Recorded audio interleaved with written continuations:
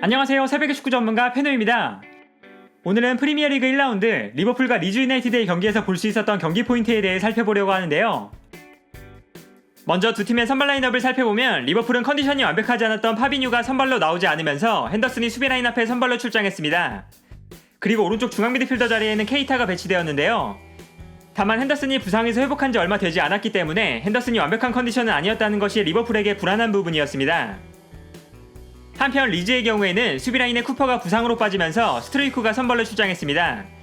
그리고 기대를 모았던 로드리고는 이번 경기에서 선발로 나오지 않았고 대신 최근 몇 시즌 동안 리즈에서 주전 공격수로 활약하고 있는 벤포드가 최전방에 위치하는 모습을 보여줬습니다. 여기서 재밌었던 것은 리즈가 리버풀을 상대로 굉장히 공격적인 경기를 펼쳤다는 것입니다. 그리고 이때 리즈의 움직임을 살펴보면 리즈는 후방 빌드업을 시작하는 순간 중원에 있는 클리치와 파블로 에르난데스가 공격을 전개하는 상황에서 과감하게 최전방 지역까지 올라가고 기본적으로 5명의 선수가 리버풀의 수비라인과 동일선상에 위치하는 전형을 만들었는데요. 따라서 경기 장면을 보면 리즈가 후방에서 볼을 전개할 때 클리치와 파블로 에르난데스가 높게 올라가면서 5명의 선수가 최전방에 배치되는 장면을 자주 볼 수 있었습니다. 그리고 이때 리즈는 최전방에 있는 5명의 선수가 공간을 찾아서 빠르게 침투해 들어가는 모습을 보여줬습니다. 여기서 리즈에게 중요한 선수는 필립스였는데요. 필립스는 수비라인 앞에서 볼을 받은 이후에 전방으로 달려나가는 공격수들을 향해서 정확한 패스를 보내줬습니다. 전방에 많은 선수를 배치해놓고 필립스의 빠르고 정확한 롱패스를 활용하는 것은 챔피언십에 있을 때도 리즈의 가장 중요한 전술 포인트였는데요. 특히 이번 경기에서는 리버풀이 라인을 높게 끌어올리고 있었던 만큼 선수들이 침투해 들어갈 수 있는 공간이 많아서 필립스가 수비 뒷공간으로 롱패스를 보내줄 수 있는 최적의 환경이었습니다. 리즈의 첫 번째 득점 장면에서도 이러한 공격 패턴을 확인할 수 있었습니다. 리즈가 볼을 전개하는 과정에서 필립스가 볼을 잡을 때 해리슨이 전방을 향해서 빠르게 뛰어들어갔는데요.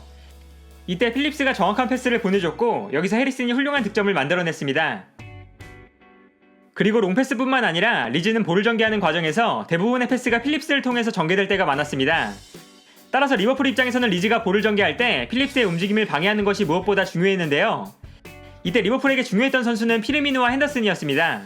리즈가 볼을 전개할 때 피르미누가 조금 내려와서 필립스를 마크할 때도 있었고 피르미누가 골키퍼나 수비수를 압박하는 상황에서는 henderson이 높은 지역까지 올라와서 필립스를 압박했습니다. 따라서 경기를 보면 피르미누가 내려와서 필립스를 마크하는 장면을 볼 수 있었고 반대로 henderson이 높게 올라와서 필립스를 압박할 때도 있었습니다. 필립스를 통한 리즈의 빌드업을 방해하기 위한 움직임이었는데요. 이때 재미있었던 포인트는 리버풀이 필립스를 압박하면서 리즈의 빌드업을 방해할 때 리즈는 리버풀의 압박을 벗어나기 위해서 중원에 굉장히 넓은 공간을 만들어 놓고 플레이했다는 것이었습니다.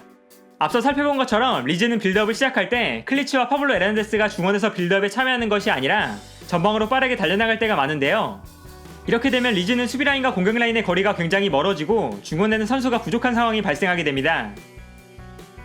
경기 장면을 봐도 볼을 전개할 때 클리치와 파블로 에르난데스가 최전방 지역까지 올라가 있기 때문에 결과적으로 리즈의 수비라인과 공격라인이 굉장히 멀어지고 중원에는 리즈의 선수가 부족한 상황이 만들어질 때가 많았습니다.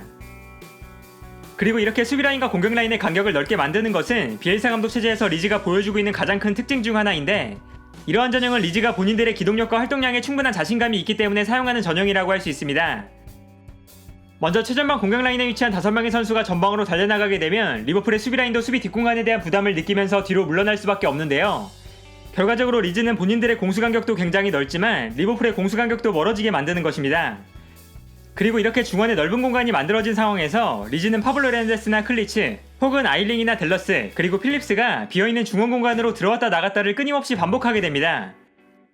이것은 두 팀 모두 공수간격이 넓은 상황에서 중원으로 볼이 전개되면 선수들이 볼을 향해 달려드는 속도가 중요한데 이때 리즈가 리버풀 선수들보다 좀 더 빠르게 중원으로 움직여서 볼을 차지할 수 있다는 자신감을 가지고 있기 때문에 사용할 수 있는 전략인데요.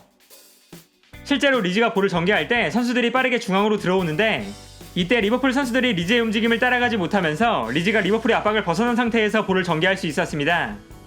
이러한 움직임 때문에 좌우 풀백인 아일린과 델러스도 중앙으로 들어오는 장면이 자주 나타났는데요. 경기 장면을 봐도 이 장면처럼 리즈가 최전방에 많은 선수들을 배치했을 때 리버풀이 수비라인을 끌어올리지 못하고 있는데 이때 클리치가 순간적으로 중원으로 내려와서 볼을 받아주는 모습을 볼 수 있습니다.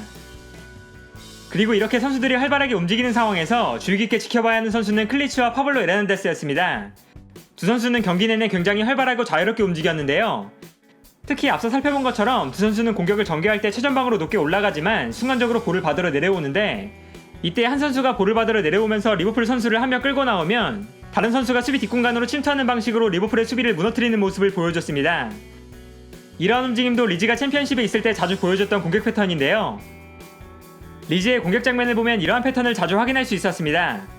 이 장면을 보면 클리치가 내려와서 볼을 받을 때 고메즈가 클리치를 따라 움직이는데 이때 파블로 에르난데스가 전방으로 침투해 들어가는 장면인데요. 반대로 이 장면에서는 파블로 에르난데스가 볼을 잡을 때 반다이크가 파블로 에르난데스를 견제할 수밖에 없는데 이때 클리치가 반다이크의 뒤로 침투해 들어가는 모습을 볼 수 있습니다. 이처럼 클리치와 파블로 에르난데스는 서로의 움직임에 따라서 전방으로 빠르게 침투해 들어가는 장면을 자주 보여줬는데요.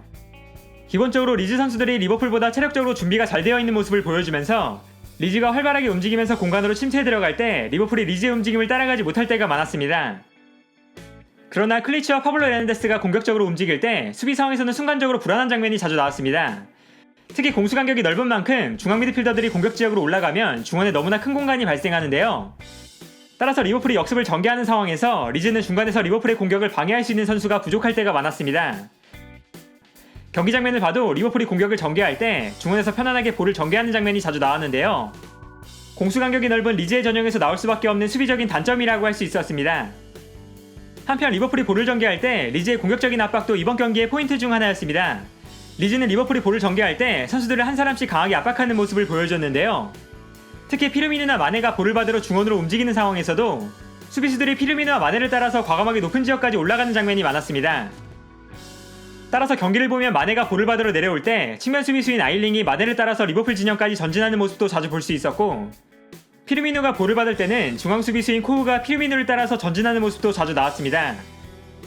그러나 공격수들을 따라서 높은 지역까지 올라오면 순간적으로 공격수를 놓쳤을 때 결정적인 찬스를 헌납할 수 있다는 단점도 존재하는데요. 예를 들면 이 장면처럼 중앙 수비수인 스트리크가 피르미누를 따라 올라와 있는데 순간적으로 피르미누가 방향을 바꿔서 전방으로 달려나가면 수비 뒷공간이 한 번에 허물어지는 장면이 나올 때도 있는 것입니다. 이렇게 공격적인 수비의 단점은 리즈가 챔피언십 시절에도 계속해서 가지고 있던 약점이었고 이번 경기에서도 동일한 약점을 노출하는 모습이 자주 나왔습니다. 또한 리즈는 수비 상황에 대한 집중력이 굉장히 아쉬웠는데 주지 않아도 되는 페널티킥을 코우의 핸드볼과 로드리고의 반칙으로 2번이나 헌납했고 코너킥 상황에서는 반다이크를 허무하게 놓치면서 그리고 프리킥 상황에서는 살라의 움직임을 놓치면서 너무나 쉽게 실점을 허용했습니다. 프리미어리그로 승격한 첫 경기에서 지난 시즌 프리미어리그 우승팀인 리버풀을 상대로 굉장히 좋은 경기를 펼쳤지만 수비적으로 아쉬움이 분명히 존재했는데요. 하지만 리버풀을 상대로 공격적인 경기를 펼치면서 3골을 득점했다는 것 그리고 점유율과 패스횟수가 리버풀보다 높을 정도로 자신들의 공격적인 스타일을 유지하면서 좋은 경기력을 보여줬다는 것은 이번 시즌 리즈가 시즌을 치러가는데 큰 힘이 되어줄 것으로 보입니다. 리그 개막전부터 흥미로운 경기를 보여줬던 리즈가 과연 이번 시즌 어떤 모습을 보여줄 수 있을지 지켜보는 것도 이번 시즌 프리미어리그를 지켜보는 흥미로운 포인트가 되어주지 않을까 하네요. 오늘 영상은 여기까지고요. 시청해주셔서 감사합니다.